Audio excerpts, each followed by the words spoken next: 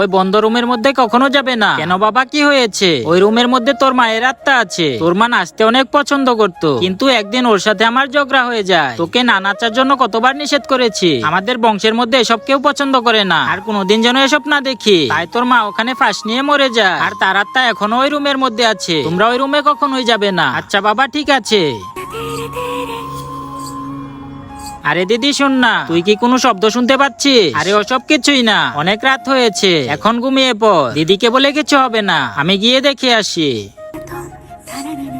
হ্যাঁ, এই লাইটগুলো এমন করছে কেন?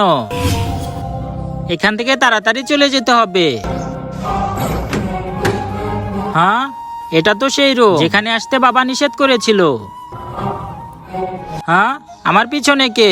তার আগে আমি দেখবো তুমি আল্লাহকে নাকি শয়তানকে বেশি ভালোবাসো। আল্লাহকে ভালোবাসলে ভিডিওতে লাইক করে চ্যানেলটিকে সাবস্ক্রাইব করে দাও, আর কমেন্টে আল্লাহ নামটি লিখে যাও। শয়তানকে ভালোবাসলে লাইক কমেন্ট করতে হবে না। আরে এখানে তো কেউ নেই, তাড়াতাড়ি এখান থেকে ভাগতে হবে। তারপর কি হয় সেটা দেখার জন্য কমেন্টে পার্ট 2 লিখে যাও।